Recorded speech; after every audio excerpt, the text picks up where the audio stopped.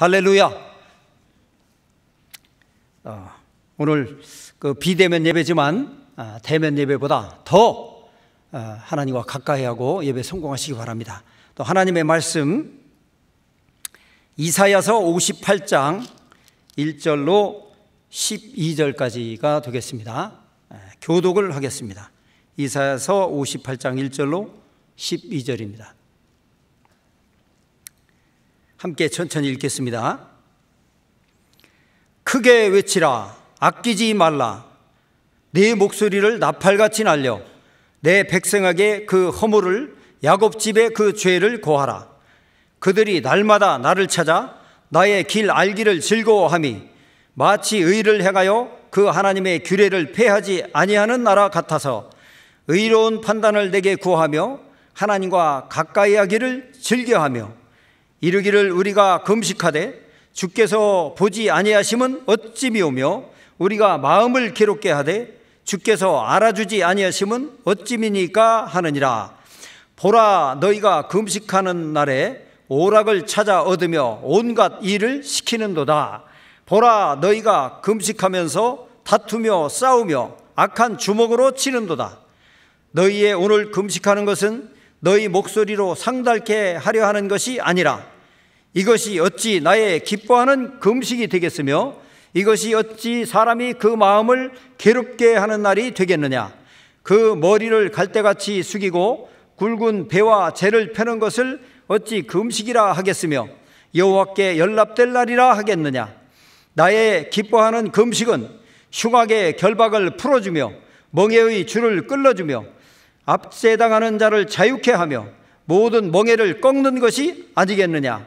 또 줄인 자에게 내 식물을 나눠주며 유리하는 빈민을 내 집에 들이며 벗은 자를 보면 입히며 또 내 골욕을 피하여 스스로 숨지 아니하는 것이 아니겠느냐. 그리하면 내 빛이 아침같이 비칠 것이며 내 치료가 급속할 것이며 내 의가 내 앞에 행하고 여호와의 영광이 내 뒤에 호위하리니 내가 부를 때에는 나 여호와가 응답하겠고 내가 부르짖을 때에는 말하기를 내가 여기 있다 하리라. 만일 내가 너희 중에서 멍에와 손가락질과 허망한 말을 제하여 버리고 줄인 자에게 내 심정을 동하며 괴로워하는 자의 마음을 만족해 하면 내 빛이 흑암 중에서 발하여 내 어둠이 낮과 같이 될 것이며 나 여호와가 너를 항상 인도하여 마른 곳에서도 내 영혼을 만족해 하며 내 뼈를 견고케 하리니 너는 물된 동산 같겠고 물이 끊어지지 않은 샘 같을 것이라. 내게서 날 자들이 오래 황폐된 곳들을 다시 세울 것이며 너는 역대에 파괴된 기초를 쌓으리니 너를 일컬어 무너진 데를 수보하는 자라 할 것이며 길을 수축하여 거할 곳이 되게 하는 자라 하리라. 아멘. 네, 오늘 말씀의 주제는 비대면 신앙 이렇게 정해봤습니다. 코로나 사태로 이렇게 비대면으로 또 온라인으로 이렇게 예배를 드리는데 여러분 어떻습니까? 많이 어색합니까? 익숙합니까? 아니면 더 편하고 좋습니까? 쭉 이렇게 갔으면 좋겠습니까? 글쎄요, 각각 이제 여러분들의 개인마다 다를 텐데 이제 상당히 여러 가지 논란도 있고 많은 어려움도 있는 것이 사실입니다. 오늘 이 시간 여러분 우리가 물리적으로는 육체적으로는 비대면이지만은 하나님과 정말 거리를 가까이 하고 하나님과는 그 면전에서 대면하여 예배하는 복된 예배 시간이 되시기 바랍니다.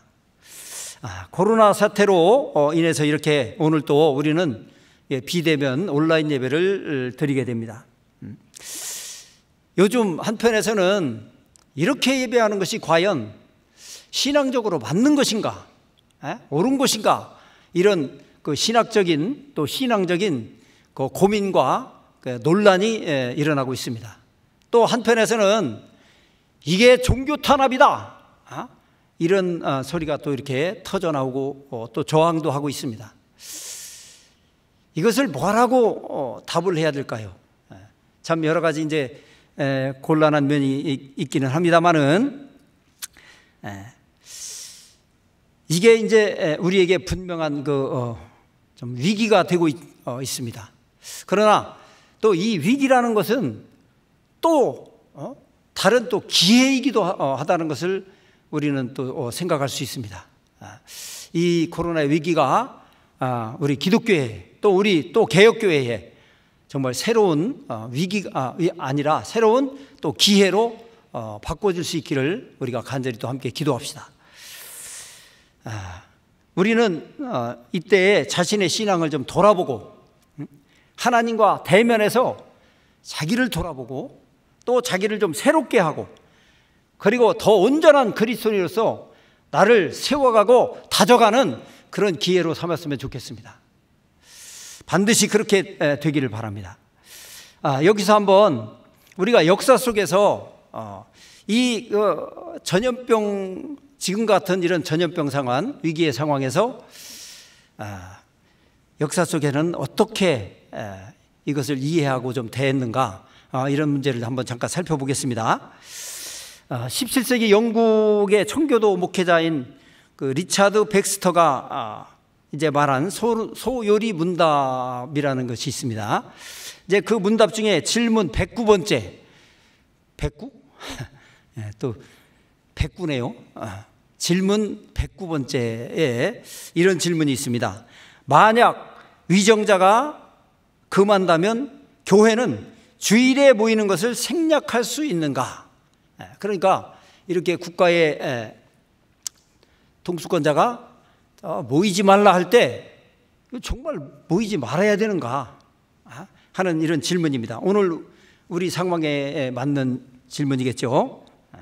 근데 여기에 대한 답변이 1, 2, 3, 4 쫙 있는데 1번과 4번만 이제 살펴보겠습니다. 답변 1에서는 전염병이나 화재, 전쟁 등의 특별한 이유로 금하는 것과 상시적으로 혹은 불경스럽게 금하는 것은 경우가 다르다. 이렇게 이제 말하고 있습니다. 그러니까 이런 전염병 상황이나 특수한 상황에 있을 때와 평상시에 어떤 불경스러운 목적으로 탄압을 목적으로 종교 말살의 목적으로 이렇게 모이지 못하도록 하는 것은 경우가 다르다 이겁니다. 답변 4에 보면은 만약 이와 같은 특수 상황에서 위정자가 더 큰 유익을 위해서 교회의 모임을 금한다면 교회는 그에 따르는 것이 우리의 의무다. 이렇게 말을 하고 있습니다. 우리의 일상적 의무는 더 큰 자연적 의무에 양보해야 합니다. 어느 한 주일이나 하나의 모임을 생략해서 더 많은 모임을 얻을 수 있다면 그것은 더 중요한 일입니다. 이렇게 이제 대답을 하고 있습니다. 그러니까 지금 논란이 있지만은 이런 입장에서 우리는 이렇게 우리가 또 대면 예배를 좀 중지하고 비대면으로 이렇게 함으로써 앞으로 또 이렇게 더 많은 것을 얻을 수도 또 있을 것입니다. 그런 입장을 취했고 이제 우리 종교개혁자 마틴 루터의 입장을 한번 살펴보겠습니다. 그 마틴 루터의 영성 담은 편지라는 그 내용 중에 치명적인 전염병에서 도망을 해야 하는가 하는 그런 내용이 있습니다. 치명적인 전염병에서 도망해야 하는가? 나는 하나님께 자비를 베푸시어 우리를 지켜달라고 기도할 것이다. 먼저는 기도하겠다는 거예요. 그리고 나는 소독하여 공기를 정화할 것이고 약을 지어 먹을 것이다. 이렇게 이제 개인의 위생 문제 그리고 또 이제 그 치료를 잘 받을 것이다. 의학에 나는 꼭 가야 할 장소나 꼭 만나야 할 사람이 아니라면 피하여 나와 이웃 간의 감염을 예방할 것이다. 이렇게 거리 두기를 또 이제 하겠다. 혹시라도 나의 무지와 태만으로 이웃이 죽임을 당하게 해서는 안 되기 때문이다. 이웃에게 피해가 되면 안 된다 이거죠. 만일 하나님이 나를 데려가기 원하신다면 나는 당연히 죽게 되겠지만 적어도 내가 내 자신의 죽음이나 이웃의 죽음을 책임져야 할 일은 없을 것이다. 그러나 만일 이웃이 나를 필요로 한다면 나는 누구든 어떤 곳이든 마다하지 않고 달려갈 것이다. 보라, 이것이야말로 하나님을 경외하는 믿음이다. 왜냐하면 너무 야단스럽지도 않고 무모하지도 않기 때문이며 하나님을 시험하지도 않는다. 이렇게 루터는 또 입장을 표명했습니다. 오늘날 이제 예배드리면 코로나가 안 걸린다, 걸렸던 것도 낫는다, 이런 소리 하는 사람들도 있고, 예배드리다 코로나 걸려서 죽으면 순교다, 이렇게 이제 설교하는 목사도 있다고 그래요. 글쎄, 이제 그건 각자 또 그런 믿음이긴 하지만은, 우리 신앙이라는 것이 이렇게 너무 야단스럽거나 또 무모하거나 이렇게 하나님을 시험하는 이런 형태가 되면 안 되겠죠. 그래서 우리에게 좀 시사하는 바가 적지 않습니다. 물론 이런 데 대한 또 반론이 또 있습니다. 그러나 이게 100% 맞다, 아니다, 이런 입장보다는 역사적으로 이런 입장들이 있었다는 것을 여러분들에게 말씀을 드립니다. 오늘날 코로나19라는 이 사태, 전염병 상황이 정말 우려되는 바가 많습니다. 신앙적으로, 교회적으로. 자칫하면 이게 먼저 예배가 이렇게 비대면 예배를 하게 되니까 이 사람과의 비대면 예배가 하나님과도의 비대면 예배로 이게 변질될까 하는 그런 걱정과 우려가 있습니다. 어느 장소가 중요한 것이 아니고 각각 있는 자리에서 우리는 신령과 진정으로 예배하는 자들이 되어야 됩니다. 그 요한복음 4장 21절부터 있는 것처럼 예루살렘에서도 말고 이 산에서도 말고 하나님께 예배할 때가 오는데 신령과 진정으로 예배하는 자를 찾으신다. 그래서 이 장소에, 어느 장소에 모여 있다고 그래서 예배가 정말 제대로 드려지고 성공하고, 또 이렇게 비대면으로 각각 모여서 따로 한다고 그래서 그 예배가 또 실패하거나 하나님께서 받지 않는 예배는 아니라는 것이죠. 어쩌면 그동안 우리는 형식적으로는 항상 예배당에 모여서 이렇게 대면 예배를 드려왔지만은 그 대면 예배 중에도 사실은 하나님과는 영적으로는 비대면 예배를 계속 드리고 있었는지도 모릅니다.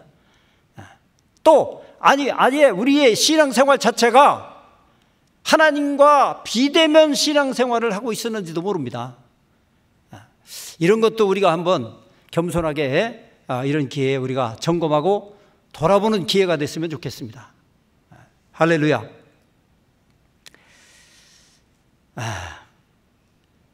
이 기독교가 이런 어려움이 있을 때 그 신앙의 행동이 전혀 하나님의 말씀과 다른 행동이 나오고 다른 모습이 이제 보이기 때문에 상당히 지탄을 받고 또 이렇게 손가락질을 받는 일이 많이 있습니다.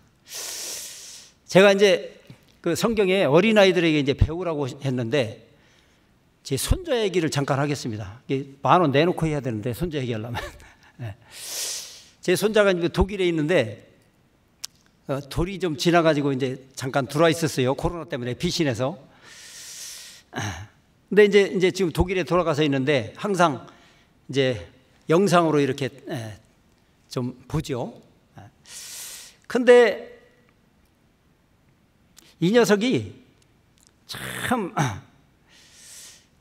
이제 좀 말을 자꾸 배우고 잘 따라하고 아빠, 엄마, 바나나, 악어, 사과, 할렐루야, 여러분 믿습니다 하라고, 여러분 믿습니다 부흥사처럼 막 따라하고 하는데 이게 안 되는 게 있어요. 이게 엉뚱한 짓을 하는 게. 이게 뭐냐면 그 좀 할아버지라는 말을 좀 가르쳐 주고 싶어 가지고 거의 하루도 안 빼놓고 이렇게 통화를 할 때는 리아나 할아버지 해봐. 그 어렵죠. 그래서 한 단어씩 그러면 아 하면 아, 버 지 하면 지. 잘 듣고 잘 따라해요. 요새는 이제 건방져 가지고 내가 할 하면 지가 이제 버해요. 한 발 앞서 나가, 이게 건방져 가지고. 그런데 그렇게 한 자씩 해놓고 할아버지 해봐 그러면은 전혀 이건 뭐 엉뚱한 소리가 나와요. 그냥 할아버지 해봐 그러면 아똥? 아똥? 할아버지 하면은 한 자씩은 잘 따라오는데 붙여서 하라 그러면 아똥?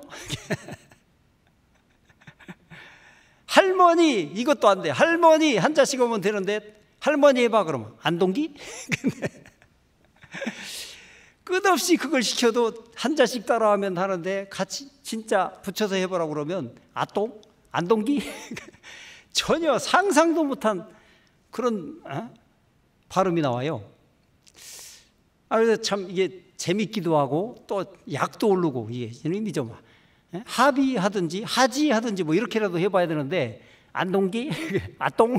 이러니까 우습기도 하고 그러면서 한편으로 제 생각이 야, 참 우리 신앙생활이 바로 이런 것 같다. 하나님 말씀을 잘 듣고 따라하라고 하면 따라도 잘하고 주먹 쥐고 그렇게 소리치고 다 했는데 진짜 해보라고 그러면 엉뚱한 소리를 하고 진짜 그렇게 살아보라고 그러면 엉뚱한 모양이 나온다 이게. 그래서 이 기독교가 사실은 신뢰를 잃어버리는 요인이 되는 거죠. 엉뚱한 모양이 나온다 이게. 생각지도 않은 엉뚱한 행동을 하고 엉뚱한 모양이 나온다 이게 우리에게 굉장히 이제 숙제죠. 우리 현재 한국 개신교회는 신뢰도가 역사상 가장 최악의 수준으로 지금 추락했습니다. 여러분도 그걸 다 이제 느끼시죠? 교회가 세상의 걱정거리가 되었고 기피와 혐오의 대상이 됐어요. 아예 어떤 가게는 예수쟁이 들어오지 말으라고 아주 써붙인 가게도 있다는 거예요. 이게 정말 이런 일이 언제 있었습니까? 기피와 혐오의 대상이 되었어요. 코로나 전파의 주범으로 낙인이 찍혀서 손가락질을 받고 있습니다. 지금 이런 수준이죠. 이 세상이 혼란하고 이렇게 흉흉할 때 교회가 빛을 발하고 빛을 비추고 소망을 주고 이렇게 해야 되는데 현실은 그렇지 않습니다. 이게 왜 그러냐? 아마도 그동안 평소에 이렇게 종교적인 외식주의에 빠져 있고 하나님과 멀어진 영적 비대면 신앙생활의 결과인지도 모릅니다. 정말 이것은 우리가 크게 한번 정말 회개해야 되고 각성해야 될 그런 문제라고 생각합니다. 초기 기독교회는 이 전염병의 위기를 오히려 부흥의 기회로 바꿔놨다는 겁니다. 참 대단하죠? 지금 같은 이 역병이 창궐하는 이런 기회를 기독교회의 부흥의 기회로 그걸 바꿔놨다. 위기를 기회로 바꿔놨다. 그 이유가 뭐냐? 이 기독교가 이 재앙에 대한 신앙적이고 역사적인 해답을 주었다는 거예요. 그리고 이 갑작스럽게 막 사람들이 죽어나가는 이 죽음 앞에서 인생의 의미를 그들에게 알게 해줬고 천국의 존재를 알게 해줬고 그리고 죽음을 두려워하지 않는 그 영성을 보여줌으로써 그 절망에 사로잡혀 있는 그 제국 시민들에게 그 용기와 희망을 줬다는 거죠. 그리고 이 그리스도인들이 이렇게 위생적으로도 청결하기 때문에 감염률도 낮았고 그리고 사망률도 낮았고 또 그것은 청결하기만이 아니라 정말 서로 돌아보고 사랑을 실천하는 그런 사랑의 공동체였기 때문에 이 기독교인들이 다른 사람들에 비해서 그렇게 다른 모습이었다 이거죠. 그리고 정말 새로운 대한 공동체로서의 그 모습을 이제 보여줬다는 겁니다. 이 교회는 신천지처럼 세상과 분리된 그런 비상식적인 공동체가 되면 안 됩니다. 이 당시 그리스도인들은 대역병 상황에서 자신도 감염된 자신도 죽을 수 있는 그런 위험한 상황인데도 불구하고 자기들끼리만 돌보고 이렇게 사랑한 것이 아니고 우리가 하나님의 자녀인데 우리 하나님 아버지가 의인에게도 악인에게도 비를 주고 해를 주시고 저들을 돌보시지 않느냐. 그러니까 우리끼리만 이렇게 해서 안 되고 이 세상 사람들에게 다른 모습을 보여줘야 된다. 하나님이 우리 아버지고 우리가 하나님의 자녀니까 우리는 하나님의 자녀로서 하나님 아버지를 우리가 닮아야 되지 않느냐. 이래서 그들은 자기들의 공동체를 넘어서 정말 그 이웃과 형제의 사랑을 실천한 거죠. 널브러져 다 도망가고 피해 다니고 시체가 널브러져 있어도 아무도 손대기 싫어할 때, 겁날 때에 그리스도인들이 그걸 다 치닥거리를 하고 병들어 힘들어하는 자들을 찾아가고 돌아보고 이렇게 한 겁니다.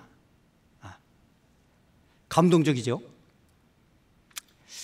그래서 이방인들에게까지 그렇게 형제의 사랑을 실천하는 그것 때문에 그 그리스도인들을 보고 그때 생겨난 단어가 파라볼라노이라는 단어가 생겨났다는 거예요. 파라볼라노이.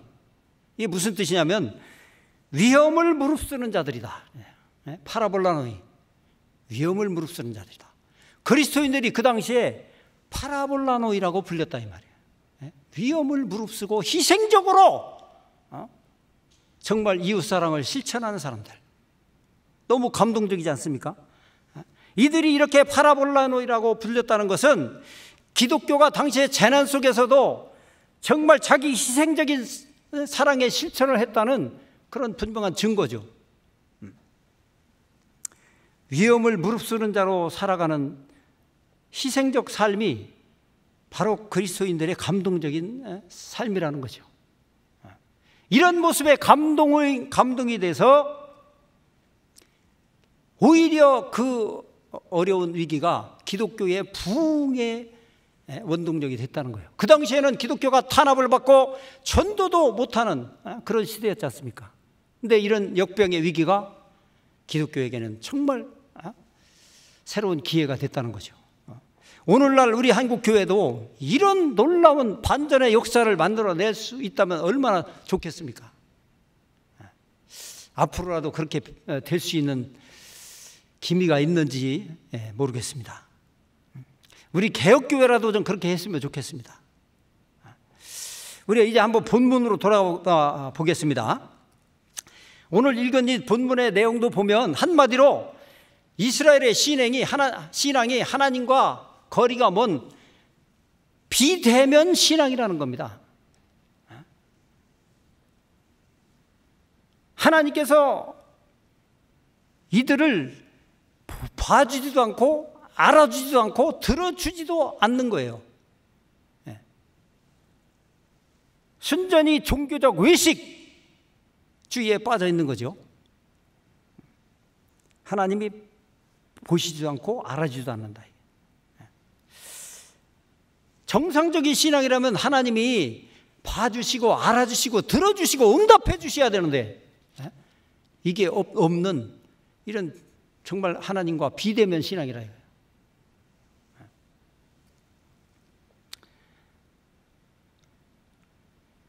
1절부터 한번 봅시다.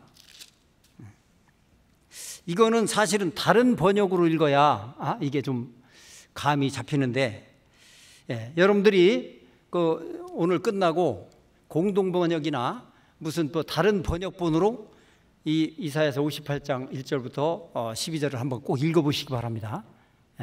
이 지금 이렇게 번역해 놓으니까 상당히 이제 읽으면은 이제 헷갈리고 감이 잘 안 와요.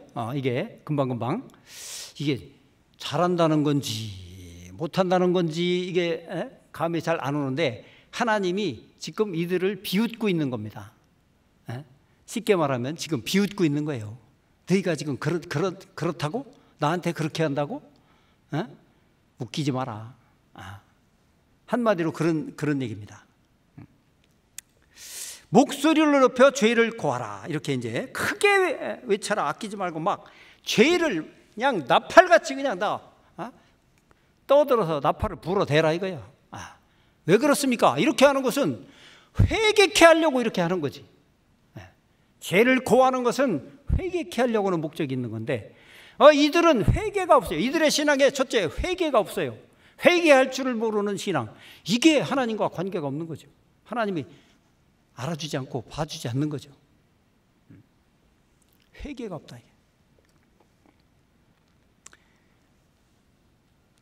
2절에 보면 그들이 날마다 나를 찾아 나의 길 알기를 즐거워함이 마치 의를 행하여 나 하나님의 규례를 폐하지 아니하는 나라 같아서 의로운 판단을 내게 구하며 하나님과 가까이 하기를 즐겨하며 이렇게 했는데 훌륭하죠?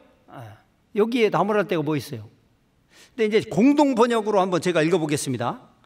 그들이 나를 날마다 찾으며 나의 뜻을 몹시도 알고 싶다면서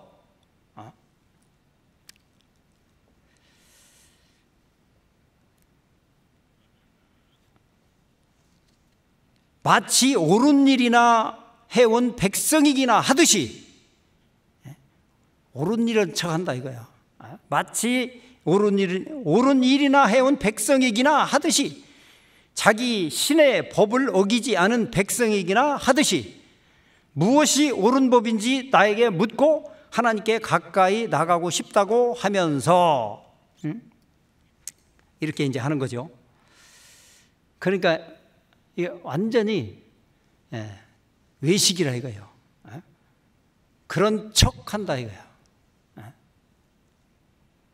이게 무슨 분위기인지 여러분들이 이제 알겠죠? 종교적 외식주의, 형식주의 신앙. 예, 3절에 보면은 이르기를 우리가 금식하되 주께서 보지 아니하시면 어찌 미우며 우리가 마음을 괴롭게 하되 주께서 알아주지 아니하시면 어찌입니까 하느니라. 이제 하나님 앞에 대드는 거예요 이제. 아니 우리가 이렇게 금식까지 하는데 주께서 보지 아니하시고 우리가 이렇게 마음을 괴롭게 하는데 알아주지 않으시는 것이 어찌입니까? 왜 이렇게 우리가 이렇게까지 하는데 알아주지 않습니까? 왜 봐주지 않습니까? 답답합니다. 하나님 앞에 지금 대드는 거예요 이게 지금. 이렇게 하느니라. 보라, 너희가 금식하는 날에 오락을 찾아 얻으며 온갖 일을 시키는도다. 여러분 금식이 뭡니까? 나를 죽이는 게 금식인데 금식하면서 하나님 알아주지도 않고 봐주지도 않는 그런 형식적 율법적이고 종교적인 외식을 하면서 또 할 짓은 다 한다 이거예요. 오락을 찾아 얻으며 온갖 짓을 다 한다 이거예요. 이게 금식하면서 지금 죄라는 죄는 다 짓고 있는 겁니다. 여러분 금식이 밥 볶는 금식을 하나님이 기뻐하시는 것이 아니라 죄를 금식하는 자기의 죄성을 죽이고 정욕을 죽이고 죄를 금식해야 되는데 밥을 금식하고 죄를 밥 먹듯이 한다 이게 짓는다 이게. 여기서 이 온갖 일을 시킨다는데 일이라는 히브리어 단어가 에체부입니다. 이게 무슨 뜻이냐면 매우 힘들고 고통이 따르는 그런 노동, 산고의 고통 이런 뜻입니다. 그러니까 그냥 일을 시키는 것이 아니라 이렇게 죽을 고생을 시키고 억압을 한다 이거예요. 노동을 착취하고 자기의 그 종들이나 일꾼들에게, 역군들에게. 자기는 그렇게 금식하면서 온갖 오락을 다 지고 별짓 다 하고. 시킨다 하는 이 단어가 이제 나가스인데 폭정을 가한다는 뜻이에요. 강제로 막 징수하고 폭정을 가하는 거. 그러니까 자기 부리는 종이나 일꾼에게 아주 가혹하게 고역을 시키고 그렇게 정말 못된 짓을 강요하는 그런 악덕주의를 고발하는 얘기죠. 이게 사회 정의가 다 무너진 거예요. 그 사회가. 또 4절에 보면은 얼씨고 다투고 또 싸운대. 보라 너희가 금식하면서 다투며 싸우며 악한 주먹으로 치른다. 다투고 싸우고 주먹질하고 금식하면서.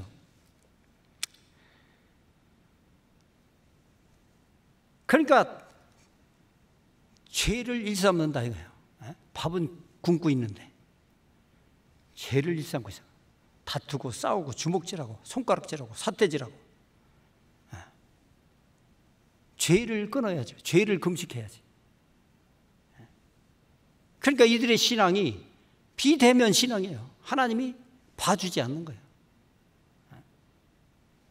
알아주지 않는 거예요. 들어줄 수가 없어요. 이들이 금식하며 기도해도 오직 자기 욕심만 있고 자기만 있는 거지 하나님의 자리가 없어요. 이웃의 자리가 없어요. 그들의 신앙에.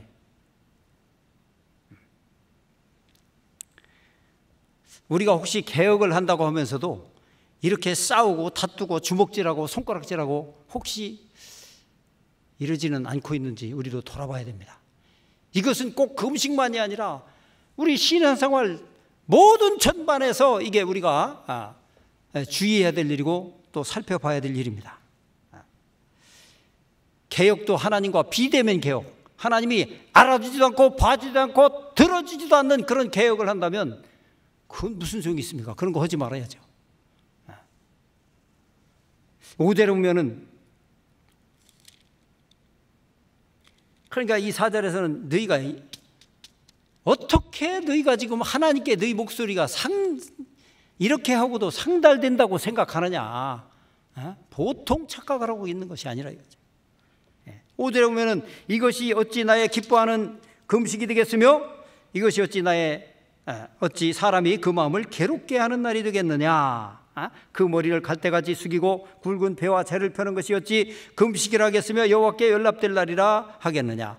경건의 모양과 형식은 갖췄는데 위선적이라 이거예요. 하나님이 기뻐하시는 신앙이 아니라 이거죠. 하나님이 기뻐하시는 예배가 아니고 금식이 아니에요. 신앙이라는 것은 내가 기쁜 것보다도 먼저 하나님이 기뻐하셔야 되는데 내가 어떻게 너희를 보고 기뻐하겠느냐 이거예요. 그러니까 이 6절에서부터는 이제 어떻게 해야 하나님이 기뻐하시는 신앙생활을 하는지, 어떻게 해야 하나님이 봐주시고 알아주시고 들어주시고 응답해 주시는지를 그걸 이제 말씀하시는 겁니다. 나의 기뻐하는 금식은 흉악의 결박을 풀어주며, 흉악의 결박을 풀어주며, 정말 이 불의하고 불법한 권위로 타인의 그 권리를 억압하고 타인의 유익을 막 착취하고 이런 일들, 이걸 풀어주라 이거죠. 악의 띠, 악의 띠, 본래 뜻은 악의 띠를 풀어주라 이거예요. 멍에의 줄을 끌어줘라. 멍에가 뭡니까? 고통의 멍에 벗으려고. 고통, 멍에하면 고통이잖아. 멍에하면 유양의 가수 누가 생각나요? 멍에는 고통의 멍에. 그 멍에의 줄을 끌어주라 이거예요. 이 멍에는요, 멍에가 그렇게 무겁지 않아요. 근데 멍에를 딱 메고 이제 동력을 전달하기 위해서 끈으로 뒤에 이제 딱 그 연결을 하죠. 쟁기나 무슨 마차나 이런데. 그러면 그 끈 때문에 이 모든 힘이 이 멍에로 와가지고 이게 죽을 맛이죠. 이 멍에가, 이 소가 일하는데 죽을 맛입니다. 그 모든 힘을 이 멍에 여기로 다 이제 받아서 일을 해야 되니까 정말 고통이죠. 죽을 맛이죠. 멍에 그 줄을 끌어주라 이거예요. 줄 끌어주라. 압제당하는 자를 자유케 하고, 이게 폭력을 행사하고 막 억압하고 착취하고 부당한 대우를 하고 막 이런 일들을 하지 말라 이거예요. 그런데 이들은 자기들은 그렇게 금식하고 신앙 있는 척하면서 정말 하나님의 이 정의를 무너뜨렸다 이거예요. 하나님의 정의가 무너진 시대라 이거예요. 인권을 짓밟는 이런 사람들.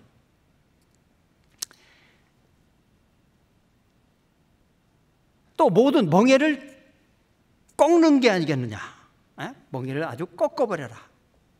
멍에를 꺾어버려라. 아예 줄만 끌어주는 것이 아니라 줄 끌어놓으면 또 줄 연결하면 또 그러니까 아주 멍에 자체를 아주 뻐개버리라 이거야. 아주 멍에 자체를 남을 괴롭게 하고 무겁게 하고 고통스럽게 하는 그 자체를 아주 완전 뻐개서 없애버려라.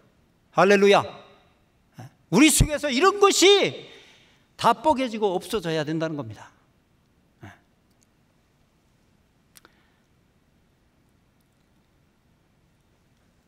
이게 이제 다른 말로 하면 이제 소극적 정의에 이제 해당되겠죠. 근데 이제 7절부터는 아주 적극적 정의에 대해서 말하고 있습니다. 뭐냐?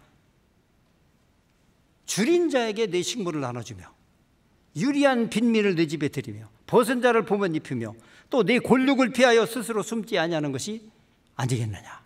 여러분, 이게 하나님의 긍휼이고 이게 하나님이 명하신 이웃 사랑이고 하나님 나라의 정의를 실현하는 겁니다. 이게 약자를, 고아와 과부와 나그네 약자를 억압하고 착취하고 폭력을 휘두르고 하지 아니하고 그들을 환대하고 섬겨주고 돌아봐주고 그 존재 자체를 존중해 줄 수 있어야 된다 이거예요. 적극적인 이 정의를 실천하라 이거예요. 여러분, 우리가 개혁하자는 것도 정말 이 하나님의 나라의 정의를 실천하자는 겁니다. 이것이 될 때에 그 역병 중에 오히려 그 위기에 기독교가 정말 감동을 주고 새로운 그런 기회로 전하는 것처럼 오늘 기독교도 여기에 앞으로 소망이 있다고 생각합니다. 다른 데 소망이 없어요. 이런 문제가 정말 오늘 기독교 안에 우리 또 개혁교회 안에 대단히 중요한 문제라고 우리는 받아들일 수 있어야 됩니다. 권력을 피하지 말고 그 줄인 자 내몰라라 하지 말고 유리하는 자 내몰지 말고 벗은 자를 보면은 입혀주고 권력이 어려움이 있을 때 돌아봐주고 이런 것이 이제 필요하다 이거죠. 이런 이웃 사랑의 실천, 하나님 나라의 정의의 실천이 세상에 감동을 주는 것이고 그게 하나님이 기뻐하시는 신앙입니다. 밥을 굶는 금식 40일을 몇 번을 해도 그 자체로 하나님이 기뻐하지 않고 오히려 금식 몇 번 했다, 40일 금식 몇 번 했다가 그게 의가 되는 사람들이 얼마나 많습니까? 이제 8절부터는 이거는 뭐 더 이상 설명이 필요 없어요. 8절부터는 이렇게 정말 그 긍휼과 자비를 베풀고 이웃 사랑을 실천하고 하나님의 나라의 정의를 너희가 이렇게 행하면 그리하면 내 빛이 아침같이 비칠 것이며 내 치료가 급속할 것이며 내 의가 내 앞에 행하고 여호와의 영광이 내 뒤에 호위하리니. 이거는 그냥 다시 한마디로 말하면 내 앞에는 번영과 형통이라 이거예요. 내가 부르면 얼른 대답하고 내가 부르질 때 얼른 응답하고 너 이제 만사 형통이다. 에덴 동산의 그런 축복이 회복되는 것 같은 에덴 동산 모티브가 생각나잖아요. 더 이상 이렇게 하나님이 기뻐하시는 신앙생활하면 더 이상 뭐가 필요 있습니까? 여기서 제가 손자 얘기를 한 번 더 하겠습니다. 죄송합니다. 네, 우리 손자한테 지금 배우는 거예요, 제가. 여러 가지를. 뭐냐면, 애가 이제 돌이 지나서 이렇게 왔는데, 애가 무슨 말을 합니까, 그때는? 모든 의사소통이, 이러면은, 저게 무슨 얘기인지를 금방 알아들어. 예, 얼마나 사랑스럽습니까, 손자가. 너무 사랑스럽고, 정말 보기만 해도 아주 기쁘죠. 그러니까 이게 소통이 얼마나 잘 되는지 그 조그만 게 하면은 기저귀 척척하다는 건지, 똥을 쌌다는 건지, 장난감 달라는 건지, 간식 달라는 건지, 바나나 달라는 건지, 뭐 음악 틀어달라는 건지, 하면은 100% 즉시 하면 그래 알았어 달려가서 그 요구를 딱 해결해 준다 이거예요. 이게 전능한 수준이에요 이게. 근데 마치 지금 이렇다는 거예요. 하나님이 이렇게 내가 기뻐하는 신앙을 가진 자들은 만 해도 들어주겠다는 거예요. 무슨 얘기인지 다 안다 이거야. 여러분, 우리가 하나님 앞에 뭘 많이 금식을 얼마나 하고 무슨 말을 많이 해야 하나님이 들으십니까? 그냥 한마디면 하나님이 다 알아들으신다 이거예요. 얼른 달려오겠다는 거예요. 다 해결하겠다는 거예요. 할렐루야. 이런 믿음의 역사가 여러분들의 있기를 주의 이름으로 축원합니다. 회개가 없고 정의와 사랑의 실천이 없는 신앙은 헛된 종교에 불과합니다. 종교적 형식주의, 외식주의는 하나님과 비대면 신앙이에요. 하나님이 듣지 않는 거예요. 보지 않는 거예요. 알아주지 않는 거예요. 우리의 신앙에 하나님의 자리가 지금 밀려나 있고 이웃의 자리가 지금 비어 있습니다. 이걸 우리는 회복해야 됩니다. 지금 교회는 다른 것보다 모이는 게 맞냐, 종교 탄압이냐, 안 모이는 게 맞냐 이 싸움을 할 것이 아니라 정말 하나님의 나라의 정의와 공의를 실천하는 모습을 통해서 이 세상에 이렇게 두렵고 정말 다 이 전염병과 모든 경제 위기와 모든 것으로 해서 어렵고 힘들고 두려운 이때에 저들에게 답을 주고 소망을 주고 희망을 주는 그런 교회가 될 수 있어야 됩니다. 오늘 우리 개혁교회는 그런 교회가 될 수 있기를 간절히 바랍니다. 고통하는 이웃에 다가가 하나님의 사랑을 실천하는 그런 신앙의 모습을 보여줍시다. 이게 바로 파라볼라누이의 삶이에요. 오늘 그리스도인들이 오늘날도 파라볼라누이라고 불릴 수 있으면 얼마나 좋겠습니까? 위험을 무릅쓰고 이웃의 사랑을 희생적으로 실천하는 사람들, 저 사람들은 파라볼라누이다. 이런 소리를 들을 수 있으면 얼마나 좋겠습니까? 여러분, 우리 모두는 이제부터 정말 파라볼라누이의 삶을 파라볼라누이의 신앙생활을 할 수 있기를 간절히 바랍니다. 이것이 정말 진정한 신앙이고 그리스도인의 삶입니다. 이 세상에 감동을 주는 삶입니다. 기독교를 다시 한번 정말 부흥시킬 수 있는 기회를 만들어내는 힘이고 하나님의 실추된 하나님의 이름의 명예를 다시 회복시켜 드릴 수 있는 유일한 방법이라는 겁니다. 우리 모두가 다 정말 파라볼라누이의 삶을 살 수 있기를 주의 이름으로 축원합니다. 우리 개혁성도 모두가 다 파라볼라누이라고 불려질 수 있는 그런 희생적 삶을 사는 그리스도인들이 될 수 있기를 주의 이름으로 축원합니다. 할렐루야. 우리 다 같이 통성으로 기도하겠습니다. 하나님 아버지,